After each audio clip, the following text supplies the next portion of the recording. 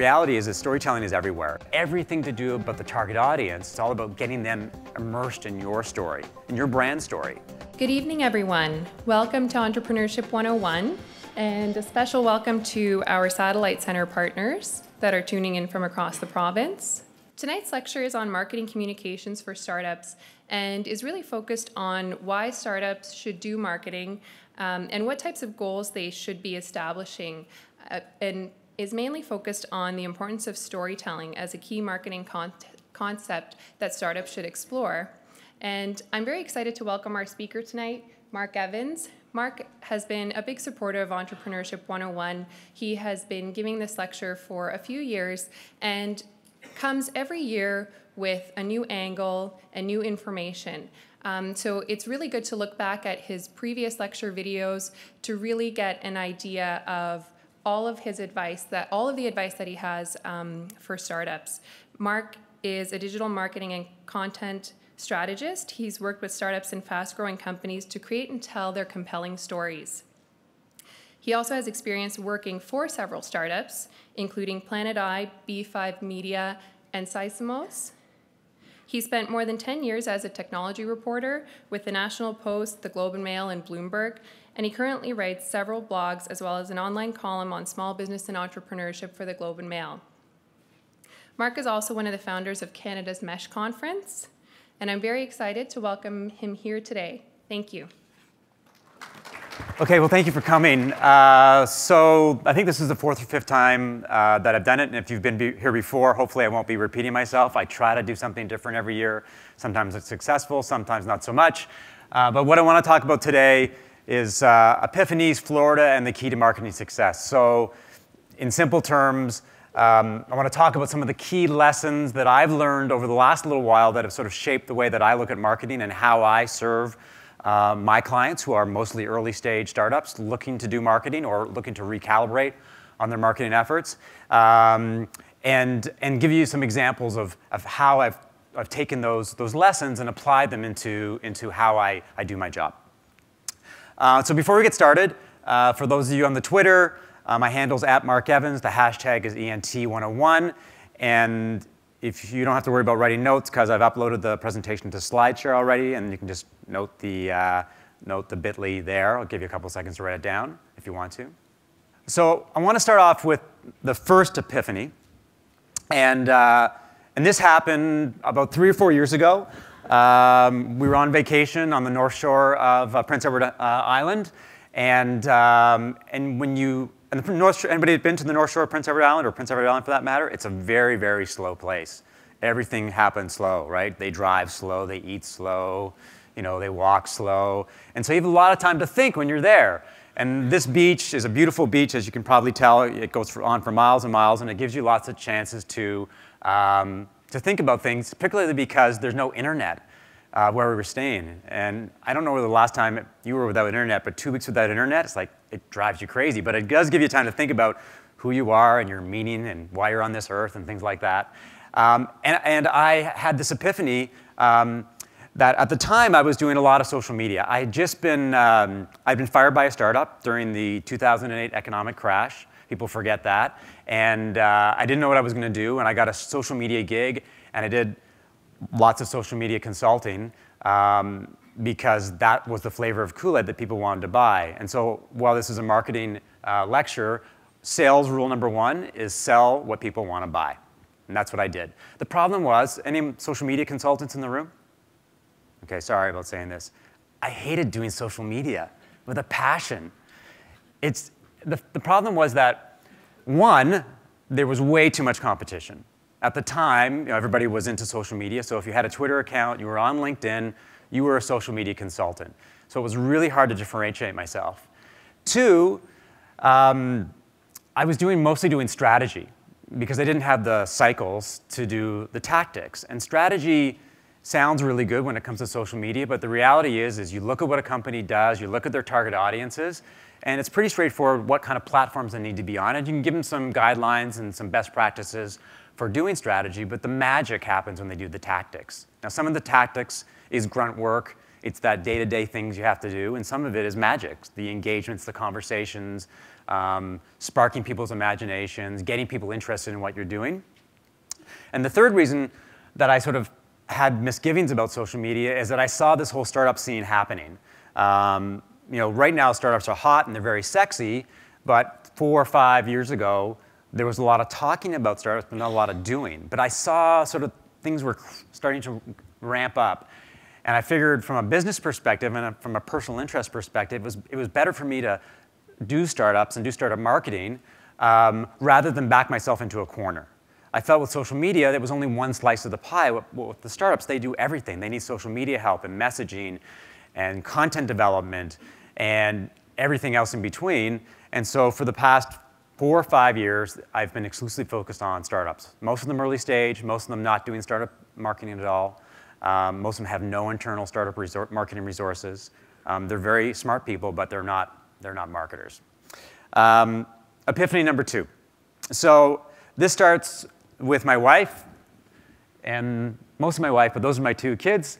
And my wife is South American, so very passionate, very vital, very loud. Hopefully she won't see the video.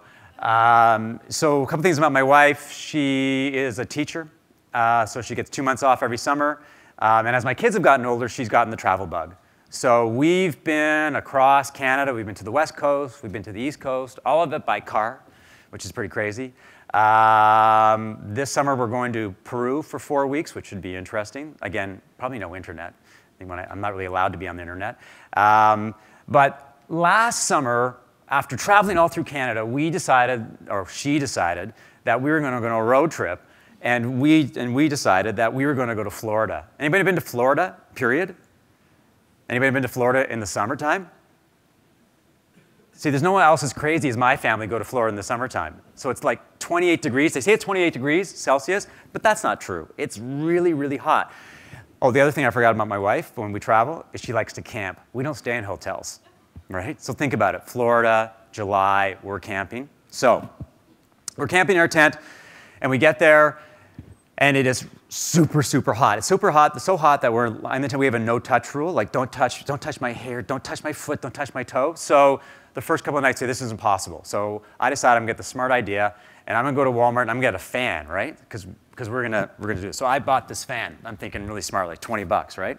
And I'm thinking, I am smart. We're going to put this in the tent. We're going to be super cool. It's going to be great, right? What happened? Wrong.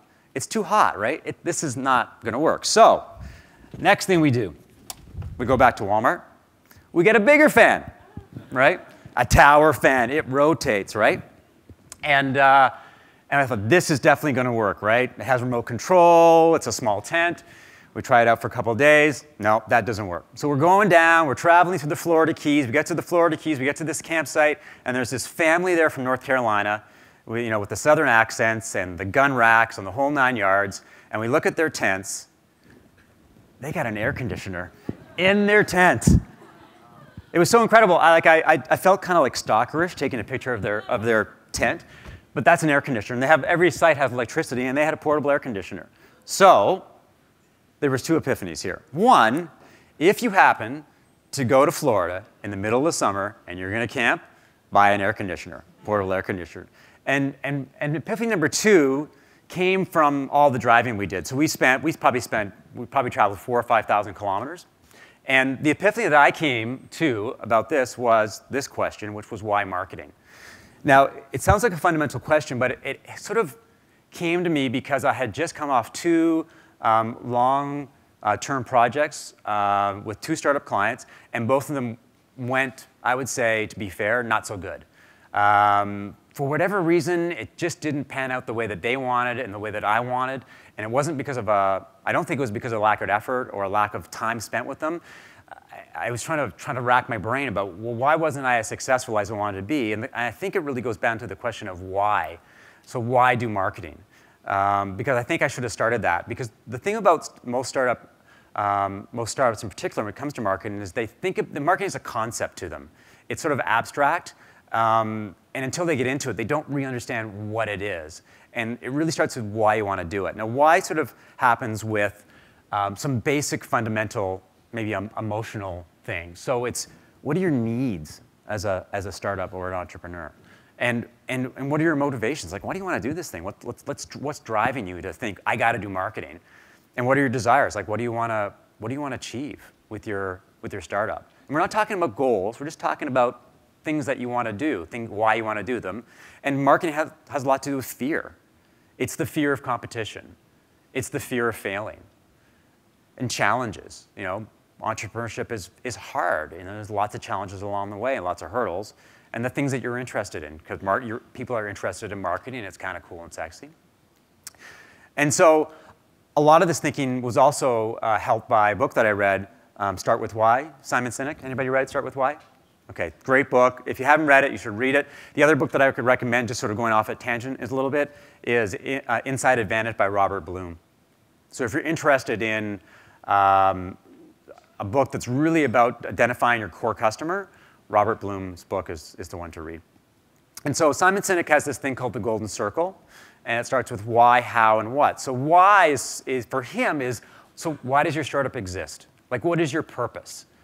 And how do you go about communicating that vision, that goal? And then what is your vision and goal? So he uses Apple as his example. And Apple, their why isn't, well, we're in the business of making computers. Their goal is embracing beautiful design to produce devices that make your life more wonderful. That's their why. That's their big vision, right?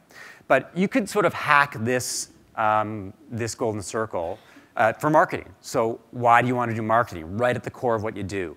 And how do you want to do it? So how do you do social media?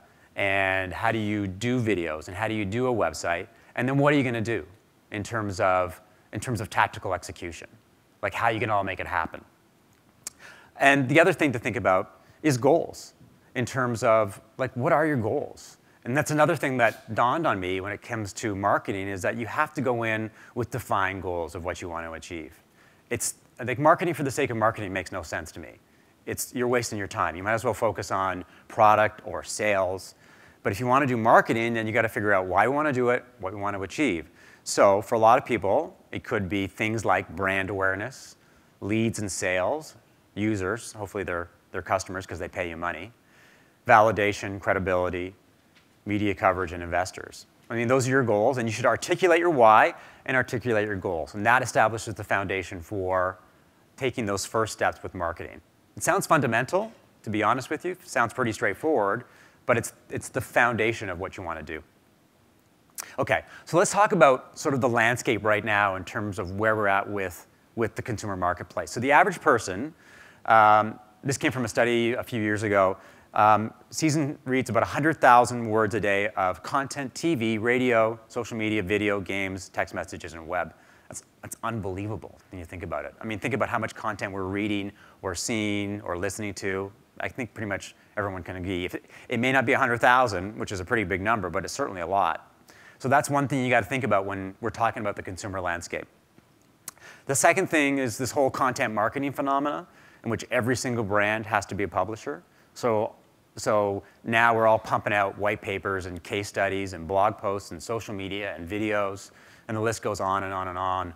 And it's a noisy marketplace. Like, you thought that when brands were using social media, they were yelling at you, but now they're using content, and it's like a lot more yelling because there's a lot more of it. And then third, social media is table stakes. You know, when I was doing social media consulting, it was all brand new, and everybody could sort of gain an edge if they were on Twitter, or they could use Facebook creatively. Now everybody uses social media. So think about what that means to the consumer when all the brands are on social media. And then finally, consumers have more information than ever at their fingertips. So one of the things I say is that, you know, a lot of brands talk about, you know, features and prices, but the reality is that consumers already know all that stuff, and they already know the reviews, and they already know the competition. So how are you going to reach them if they're already armed with all this information? And that's a key question.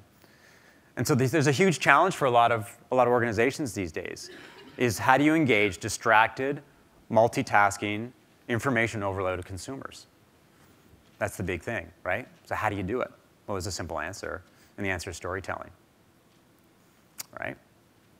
So I think what we're hearing a lot these days is the value of storytelling, and we'll get into why that's happening. So one of the things when I talk about storytelling, because I'm a journalist by trade, so stories are what I do for a living, is that, oh yeah, well, brands have got to tell stories. And then that's when people's eyes start to sort of get all fuzzy, right? Because they go, well, so what is storytelling for brands? What does it consist of? You know, we all can't, it's not like once upon a time.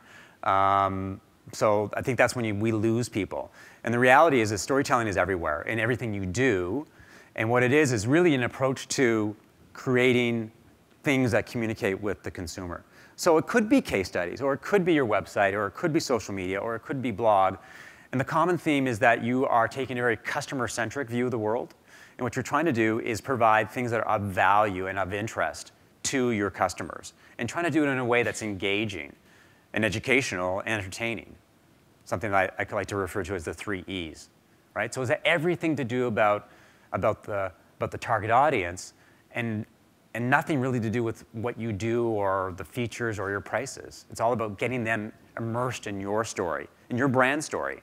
And so the way that you tell your brand story is you pick the relevant vehicles to reach consumers with the right message or the right story at the right time. And why do stories matter? Well, stories engage. They're authentic, right? They're meaningful. Like the best stories, the best brand stories, like for example, if during the Super Bowl, has anybody seen the Budweiser commercials with the horse and the dog? The puppy leaves the farm and the horse is very upset and he chases after the dog and the dog keeps running back to the farm. I mean, those are authentic, those are meaningful, those touch people, they engage people. They're emotional. And stories spark imagination and interest and curiosity. Think of the way that as children that we got enthralled with stories, right? And I don't think that the storytelling experience ever really changes for people. We still have an appetite for stories. We still love stories. We just consume them in different ways. They look differently, right? We consume them differently. And then stories drive actions. They motivate people to do things. And that could be buying something, downloading something, reading something, contacting someone. But it's all about what they make you do and why they motivate you to do those things. And stories are about relationships. You know, meeting people, for example, at a cocktail party. And they tell you an engaging story, and all of a sudden you've got the start of a relationship there. So those are why stories matter. So a little bit of context here in terms of where we're at with storytelling. So in the 1990s, you know, in the first half of the 21st century, we had websites, and the website was the vehicle and was the thing that you had to have online, and they still are important, but it was the thing back then being 10 years ago. And then we had social media, and everyone got excited about being on social media and being on all these different platforms. And social media has now become ubiquitous, and we're all doing it, and we're all publishing and tweeting away all the time. And then that kind of lost its kind of mojo. And then content marketing became the thing because we all had to be publishers, as I said, and we all had to sort of be producing more and more and more content that engages. And then storytelling, I think, is the next evolution of digital marketing.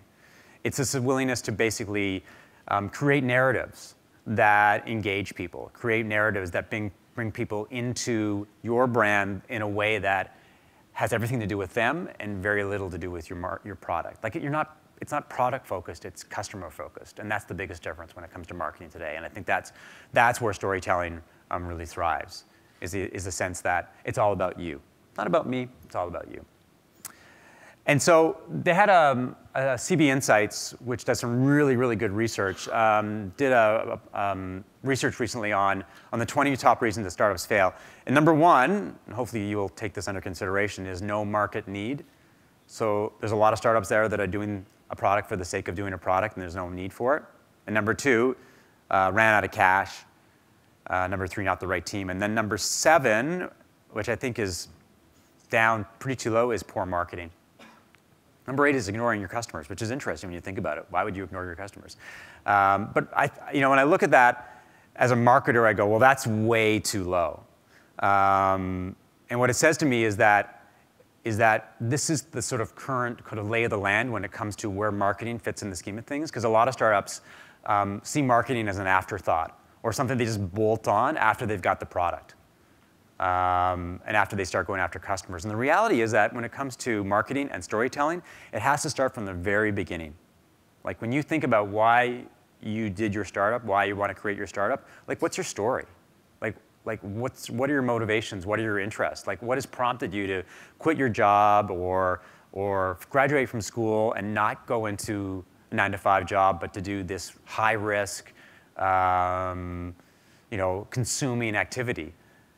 There's a story there. And then what you have to think about as entrepreneurs is that's when your storytelling process starts. And the story evolves, it changes over time, but you've got that original story, and that story will change as you build your product. You've got a new story about that part of the journey. And as you attract your first customers, well, that's a new story that you want to tell.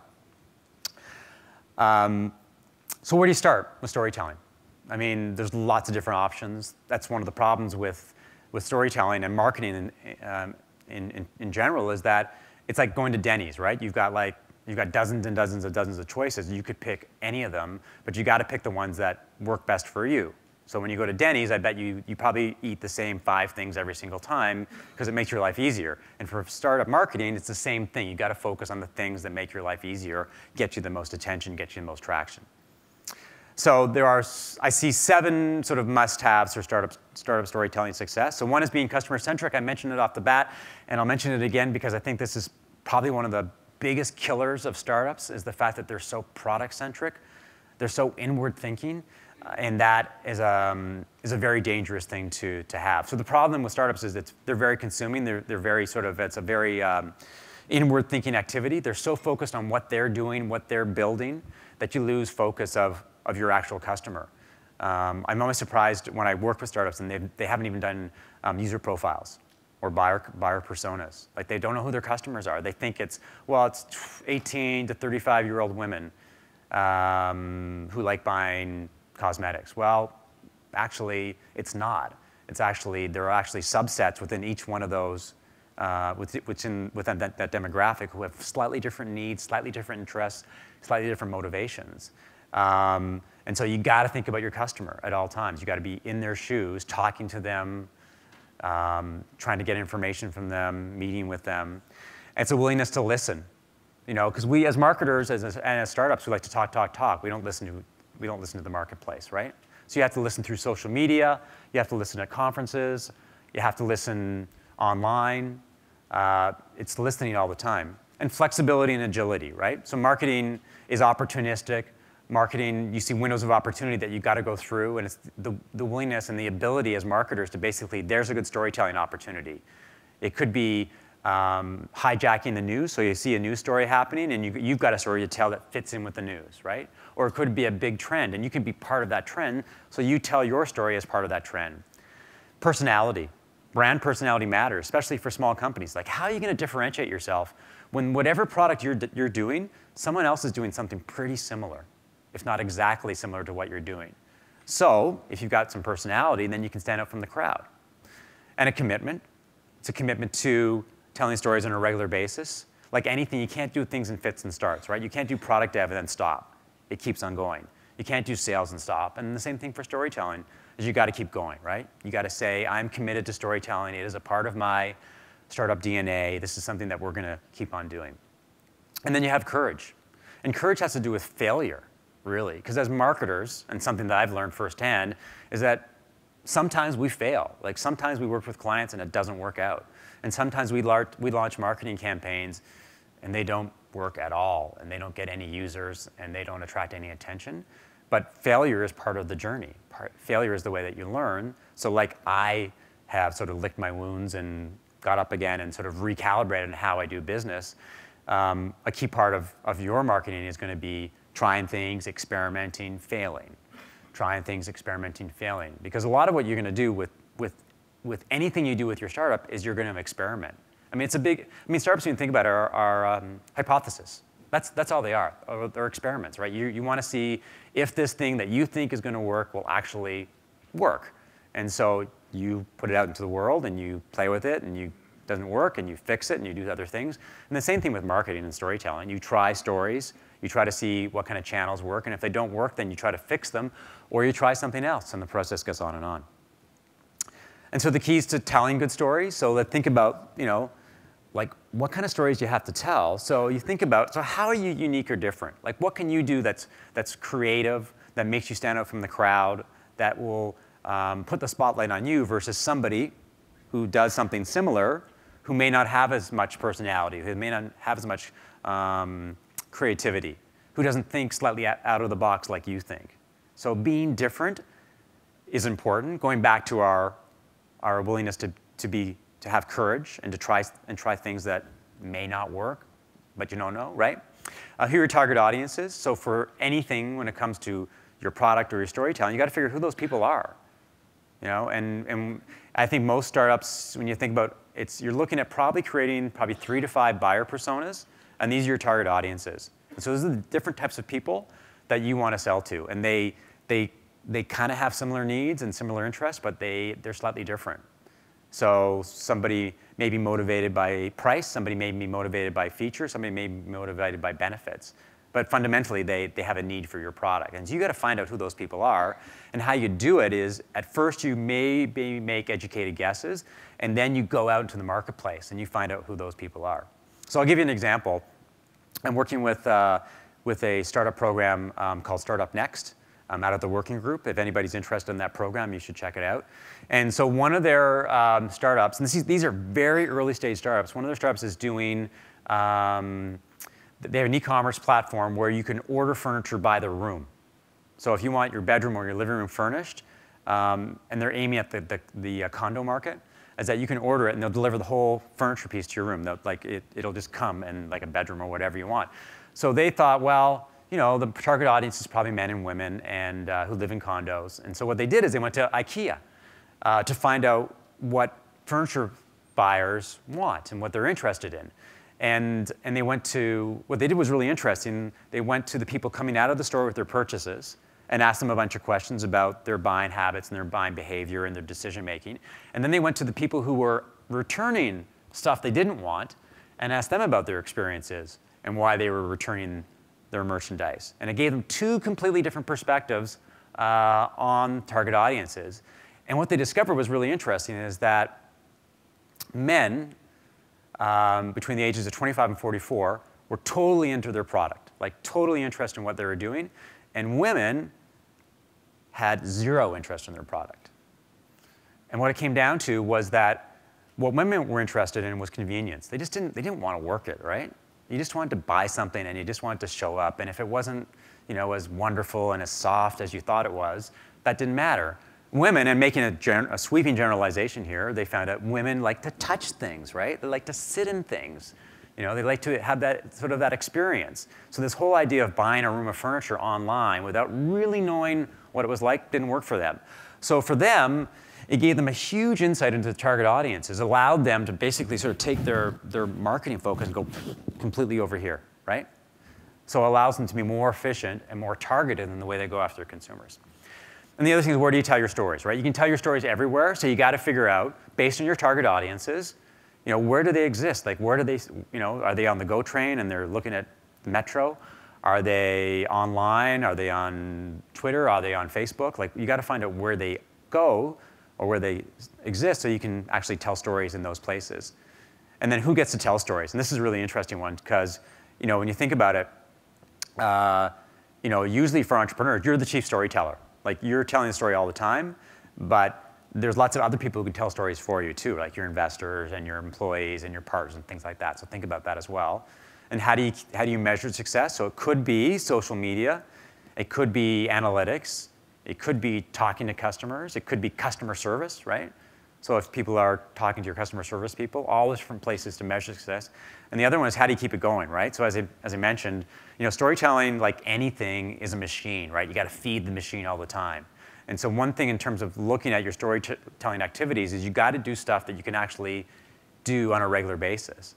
A lot of startups get very excited about marketing, and I'm guilty of sort of whipping them and getting them all excited, and they end up trying to do too much. And what I've discovered is that they get overwhelmed and they don't do anything at all, right? So it's better to do less than more, and that's something we'll talk about. And next is sort of, I call sort of this idea of storytelling versus story doing, right? So storytelling is the idea of telling stories that are customer-centric about your brand or your product. And they're just sort of out there sort of talking about how your brands can meet their needs and their interests and that kind of thing. And Loblaws is a good example of that. so they're pushing product, they're pushing the fact that you should shop at Loblaws. But story doing is the idea of immersing or integrating your product into somebody's lifestyle, into the way they lead their lives, into the way that they can sort of experience your product as part of their lives, not as a siloed experience. So you think about Nike, and the idea of Nike's all about performance and all about helping you perform. So a lot of their marketing is around that athletic performance, being part of that performance, which is your performance.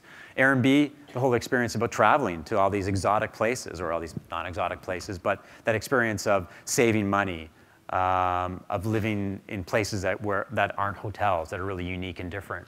And then Apple is the experience of, it's not about using a computer, right? It's about being part of something bigger, being part of something that has beautiful design, and so that it's part of your lifestyle, the fact that you love beautiful things, you like using beautiful things. And then you get down to priorities in terms of ranking your storytelling priorities. So you've got stories that are the now, that you want to tell now. You got stories that nice to tell some down the road, and you got stories that are never. And this is a classic marketing strategy, right? So when you look at your marketing options and putting together a marketing strategy, what I would do is you list all your marketing options, right, from top to bottom. List them all, right? It could be social media, it could be content marketing, it could be your website, it could be videos, infographics, advertising, whatever you've got going. You list them all, and then you rank them. And the way that you rank them is you rank them in terms of what's going to give us the biggest bang in terms of achieving our goals. And you align them with your goals. So if your goal is brand awareness, you got to figure out, so what's going to give us brand awareness? Like, what can we do from a marketing perspective that's going to make that happen? So maybe it's a website, a good website, and maybe it's content marketing. It may not be social media, because that may not meet what you want to do. It may not be where you want to go. So I was talking to a VC earlier today that's looking to get higher brand profile. And we looked at a bunch of different options, and it came down to what they want to do is they need a good website, and they need some white papers. That's it for now. That's all they want to do. Because everything else for them is distracting. Everything else is things that they're not going to do as well as they want to, and they really don't need to do it right now, because that's just not their priority. And so you've got the things that are high priority, the things that are mid priority, and the things that you're never going to do, or you're going to get to them someday down the road. So it may be, it'd be really nice to do podcasting or infographics, but when it comes to our target audiences and the way that we have to tell stories, that's never going to happen. Like, the chances of that happening, unless we get super big and super ambitious, is not going to be there.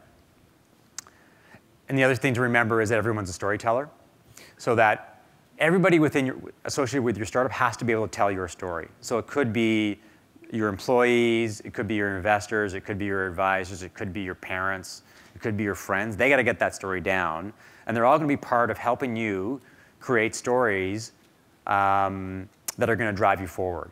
And so, anybody familiar with Marcus Sheridan? So Marcus is a content marketing strategist. But Marcus' roots go back to being a swimming pool sales guy. So he during the credit crunch of 2008, no one wanted to buy a swimming pool. And so his business was going bankrupt. And he decided the only way to save his business was to start creating content. So he started doing these videos and these blog posts. And in the process, he became the top-ranked search term for swimming pools. And his business took off from there, because all of a sudden he was telling great stories, and his competitors weren't. And one of the things that Marcus talked about as he got into content strategy was the idea of crowdsourcing blog post ideas. And so what he did, or what he recommends, is that a company get all their employees in the same room, so your customer reps and your maintenance staff and the secretaries and the sales guys and the devs, and you brainstorm for story ideas for blog posts. And he says you put people in a room for a couple hours, and you can probably come up with dozens and dozens of blog posts. And he says the easiest way to do it is you get people to provide the questions that your customers ask. So if you get about 100 questions that your customers are asking you, you could probably translate that into a year's worth of blog posts, simply by answering those questions and creating stories that way. And this idea of less is more. And this is one of the probably the biggest lesson that I've learned in 2014 from working with clients and sort of pushing everything to the 5-yard line and not be able to get stuff done, which is sort of my credo, is that I was trying to get clients to do a lot of stuff. I was very excited about helping them, and they were very excited about working with me. And I think we sort of lost our minds in terms of what we could actually achieve. So we had, we wanted to do messaging, and we wanted to do marketing strategy, and we wanted to do a new website, and we wanted to do content strategy. And at the end of the day, we did a lot of this stuff, but we never really got anywhere. And what I've learned is that it's better to do fewer things than to do a lot of things, because it focuses you on doing better work as opposed to doing a lot of work. And so it's a hypothesis that I'm working on right now, but I think it's working. And the nice thing about doing less, focusing on less, is you can always creep it up a little bit, right? It's easier to sort of dial it up than dial it down. So that's an important lesson too. And so when you think about a stage approach to storytelling, is that, if I had a client last year, and if I had to do all over again, I would start this way. And I would start off with 3 months, and I would do that. And that would be stage 1 of my storytelling process. And then stage 2 would be that, and then there'd be stage 3. In fact, maybe in stage 2, I might even cut one of those things out, just so that we weren't taking on too much. So the thing to think about is that you get excited about marketing for a variety of reasons, and you throw yourself into it. But what happens if you do too much, then nothing really works. And then you get frustrated, and you get disappointed, and you stop doing marketing. And the worst thing you can do is stop, because it's impossible to get started again. So that would be sort of my kind of roadmap now for startups. OK, so all my talk about storytelling and the importance of storytelling is what I've been working on for probably the last year is a book, Storytelling for Startups. And it's really sort of a book that looks at the value of stories, the history of stories, developing your audiences for stories and figure out who those people are and what kind of stories to tell them, and then how to actually create stories.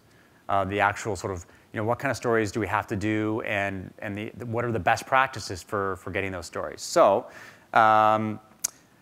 you can win a copy of the book, which comes out in March, by visiting storytellingforstartups.ca, or leave your business card. Just leave your name and your email address.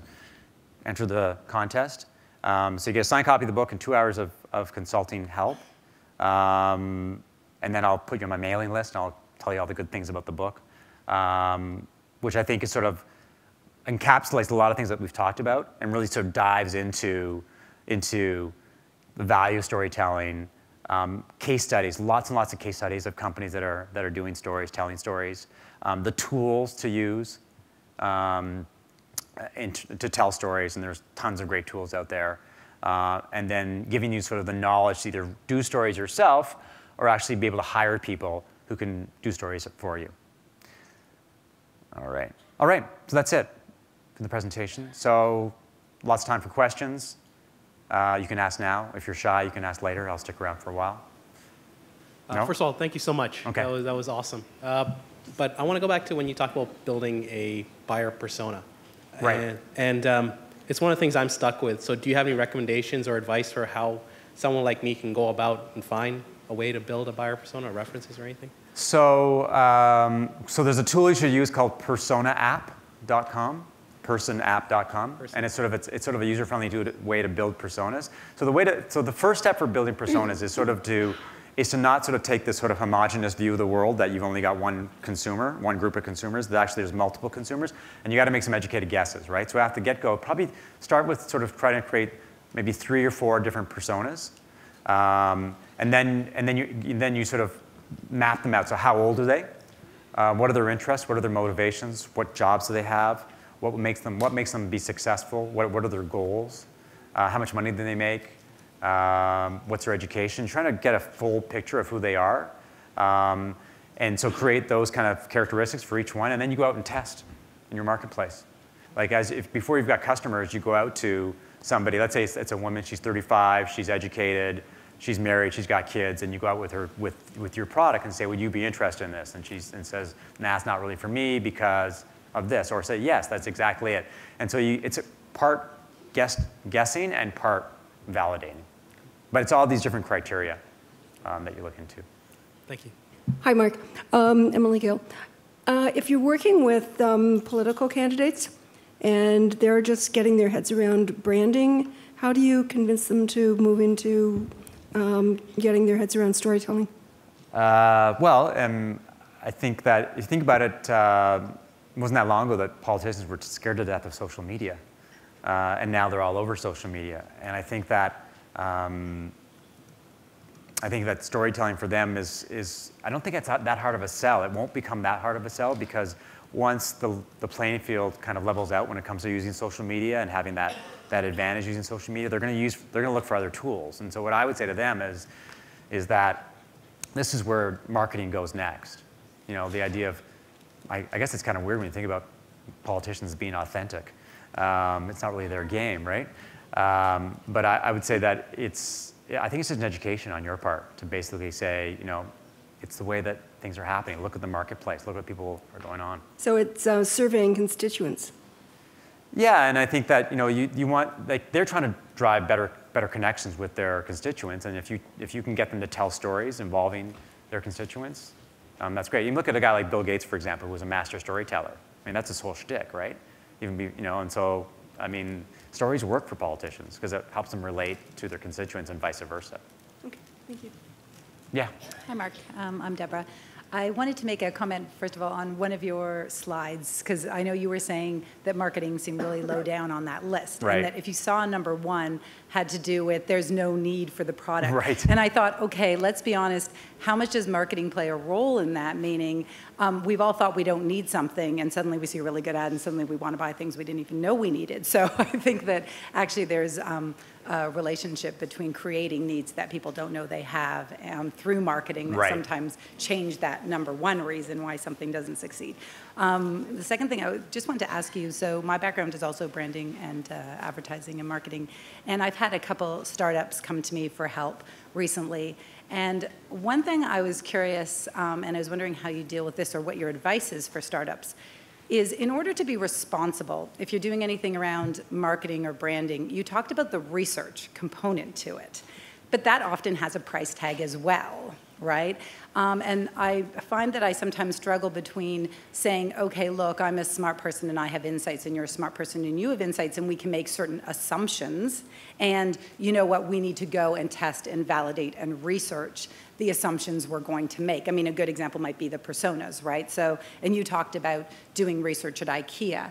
And I was gonna ask you, like, obviously when I'm working with large companies with millions of dollars of budget, it's easy to say, no, you know what, you need to go, you need to do this research, you need to validate before we can make certain assumptions. But with a startup, you're not always in that place to be able to say that. So I'm just wondering how you responsibly balance out research versus assumptions.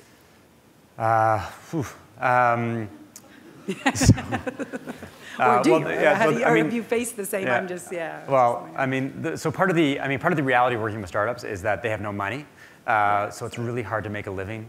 No, that's it. Some of them have money, and so my job is to track them down and to stalk them and to basically tackle them and get them to give me their money. But so the reality is that because they have limited resources.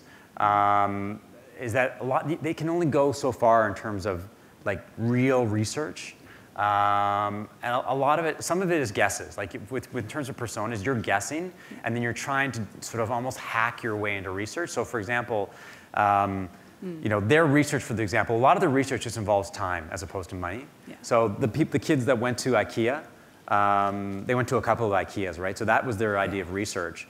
The other things you can do, like there's lots of ways you can efficiently do research. Like Facebook advertising is a way of doing startup research. Mm-hmm. So you can put ads, lots of different ads on Facebook and see what works, see what kind of messaging works. But the reality is, I think for a lot of startups, a lot of it is just, as I said, it's hypothesis. Yeah, it's educated guesses. And I think, you know, I think in terms of responsibility, you are trying to be responsible in providing them with as good insight as possible, leveraging your experience and what you've seen, and that's that world, that's probably as positive as anything you can do. Yeah, well, thank you. Yes. Hi, I just wanted to ask, even just like as an entrepreneur or a startup, how would you personally ensure the consistency of storytelling when you're entering the market? Because like you kind of want to like assess the market and obviously like almost like make like slight alterations to your story just to like fit in with the market. But like, how do you ensure that that will be consistently referenced by, like, say, the partners and the investors that, especially like when you're first starting up, like you want to make sure that it's consistently reflected, but at the same time you're always like making slight like alterations. Like, does that make sense? Great question. So about the coherency. So what I do, my bread and butter when it comes to my business is messaging. And so and messaging really is identifying that, it's really core messaging, and it's really identifying that core story. So what is that fundamental story that you tell about who you are, what you do, who you serve, and the benefits that you deliver? And that's sort of, and that becomes like the message, kind of like the page in the Bible that everybody reads off. So whether it's your employees or whether it's your investors or your parents or your friends, when they ask you what you do, you say, we do this because it helps these customers do that. And that's your core story. Now, that said, so that keeps that story consistent across the board. So it's on your website, and it's on your social media, and it's on your content marketing and your sales collateral. And the other thing to remember is that that story is never written in stone. It always changes, right? But that's okay, because the market changes, the competitive landscape changes, your product changes. But you just have to have that story that sort of dynamically changes as you grow, but make sure everyone knows what that story is. Okay, thanks. Yeah. Hi. Whoa, that's a lot louder than I expected. I wanted to thank you for your talk. I really enjoyed a lot of things you said, and not all the things I said? No, actually, but some of them. Most of them.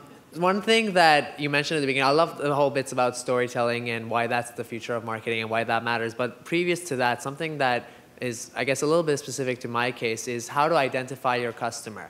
Like you said, startups get caught up in what they're doing and what they're all about, and their coding and all that stuff, and they forget to talk about their customers and identify their customers. Now, sometimes your product is marketed to and aimed at another business, but it helps them with their customers. So they're not the end users. Right. You're giving them a service that they provide for their customers in return. So how do you market that? Do you market it with the end customer in mind? Do you market it with the business that's buying it from you in mind? It's a tricky situation because you have a completely different set of customers, I guess, if you market it to the business than if you market it to the end user. Right. Well, I guess the first thing is you've got your customers, they've got their customers, right? So the primary thing is to think about, well, how do you market to your direct customers, which is fundamental to actually getting sales. But the other thing too is you got to think about what can you do from a marketing / storytelling perspective to help them market to their customers. So you got a two-headed beast that you got to tackle. But what you do in terms of customer identification, you've got to think about who's your core customer, right? Which is the guy, your distributors. And then you got to think of who that secondary customer is. And you've got to figure out who that customer is and how they look and they feel so that you can help your core customer do a better job of marketing. So you got to know both markets. And so sometimes you got to sit down with your customers and say, what are your goals? What are your interests? What are your motivations? And then sometimes you got to say to them, can I talk to some of your customers? Right. Like you got to ask permission to say, if I'm going to do a really better job of serving you, I got to know who you're serving. And so you just got to talk to everybody, right? And you got to figure out where they are. Sometimes you just call them up and say, can I talk to you? And sometimes you go to conferences or whatever you got to do. You got to talk to them, right? You got to talk to them all the time, right? Yeah, it's just double the work. Yes, well, that's part of working for a startup, right? Yeah. Thank you. Okay. Hi. This is somewhat related to the developing your core message. And I work at a more established startup where there's a lot of similar products out there. Right. And struggling with developing that core story that really shows what our unique value is. Like I find we're using those common keywords of like all-in-one solution, affordable, easy to use, no technical knowledge required. And all the competitors are using that same language.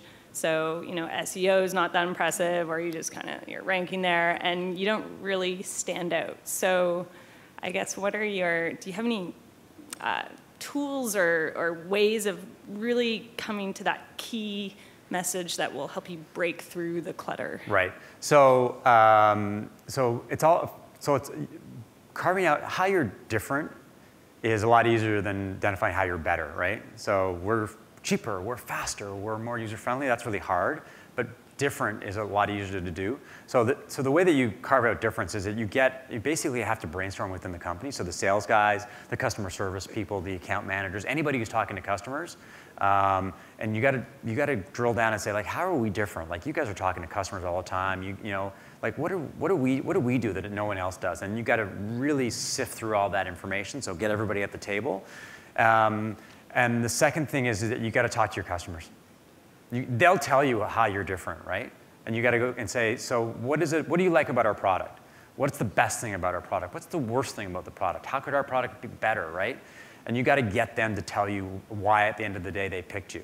You know, maybe there may be a feature that they talk about that you don't recognize. It may be price. Like, price may be your unique differentiator, but you got to talk to them. They'll tell you. Or potential customers. You know, people who download a white paper, they haven't bought yet, but you go, so what are you thinking about? Like, what do you see in the marketplace? And then you got to dive into the competitive landscape, and you got to look at, so how do they describe themselves? And then how do we not describe ourselves like they're describing themselves? Like, what I do is I get like an axis, and I put all the competitors all on this. Well, it's usually a paper because I'm old school. And then I write down sort of the key sort of words they use, the key topics they use, and then you see the themes, right? And then you match those themes up against what your customers tell you and what your people tell you, and then hopefully things start to happen. So, like, an example is I did some work for a digital marketing agency, and they're all the same, right? They all do the same thing, and they make stuff and they create stuff. And after, like, talking to customers and talking to them, the word that popped out was performance. And so we took that word and then we looked at the competitive landscape, and no one was talking about performance. And so that became our unique value prop. So that we identified one word and then made it the entire essence of our messaging. It's a lot of work, right? But yeah, I guess a follow-up to that is maybe how do you avoid some of the cliche ones then? Like, for instance, our product is more affordable than the other ones, so that's a big selling point, but it's kind of like, we're so affordable, yay. It sounds so, like, generic when you see that, so you don't use it. I don't know. Yeah. You got to think of other stuff, right? Like it's like we do all this great stuff and we're more affordable, right? Like take a look, for example, like when you go back to your home and you take a look at, like, FreshBooks, for example, and how do they differentiate themselves against all those other online invoicing services out there? Or MailChimp is another really great example. Like, there's tons of email marketing, so what's their differentiator? Like, how do they? I mean, MailChimp is a really great example because they're way out there, right, in terms of their marketing. But that's the kind of approach you got to be thinking of. You just got to get away from user-friendly, affordable, you know, that kind of thing. It's just, the part of your challenge, I think, is going to be that it's hard to be different. It's hard for an organization to accept sort of different ideas because it's so strange. But if you want to differentiate, you got to sort of, as I say, we got to take some risks. Okay. Thank you. Okay. Yeah. Hey, this might be a silly question, but have you ever worked or collaborated with someone whose skills were better than their motivation or their motive? Skills were better than their motivations. Interesting question. I guess I ask because, like, sometimes people can have really great skills, but their motives might be incompatible with yours, let's say, right? Right. How do you, like, help them narrow down to a better motivation? Or it's an interesting question. Like, it's like, let me put it to you another way, right? So lots of people want to do things certain ways, but you know that there's a better way because you've got more experience, or you've got different experience, or you've got a better insight. And I think it really comes down to is sort of being true to yourself and sort of saying, this is the way that this is a better way, in my opinion. This is the way that we should do things because I think we'll be more successful. And it's hard, like, as a consultant, it's really hard because on one hand, you know, they're paying you and you want them to be happy. On the other hand, they're paying you because they want you to give them good advice. So my advice to you is if you run into situations like that, is to be true to yourself is to basically say you don't have the motivation that we need to be successful, or you don't have the drive, whatever that is, and you put your cards on the table, and that's, I mean, otherwise it's not going to work, right? Cool. Thank you for your talk. And thank you for coming.